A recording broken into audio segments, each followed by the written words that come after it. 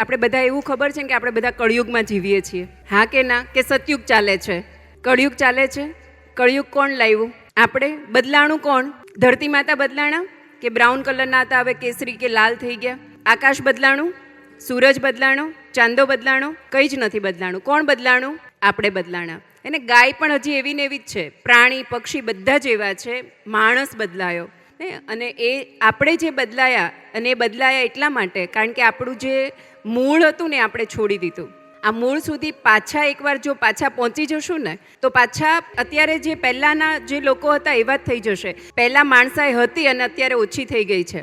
Phone આવ્યો, TV આવ્યા, mobile આવ્યા, અને સગાવાલા માટેનો પ્રેમ ઓછો થયો, લાગણી ઓછી થઈ, અને એના કારણે માણસાઈ ઘટી. હવે જેટલું આપણી પરંપરા હતી, સંસ્કૃતિ હતી, એ બધું આપણને જૂનવાણી લાગવા માંડ્યું ને. અત્યારની દીકરીઓને અમારે દીવો કરવાનું વિજ્ઞાન સમજાવવું પડે તો એ લોકો દીવો કરે. ઘરે દાદી કે મમ્મી કહેશે તો નહીં કરે. મમ્મી પપ્પાને પગે લાગવાનું, સાસુ સસરાને પગે લાગવાનું વિજ્ઞાન સમજાવીએ તો એ પગે લાગવાનું ચાલુ કરે. સાડી પહેરવાનું વિજ્ઞાન સમજાવવું પડે. જો એ 16 સંસ્કાર જાગૃત થઈ જશે ને તો પાછો માણસ પહેલાં જેવો થઈ જશે.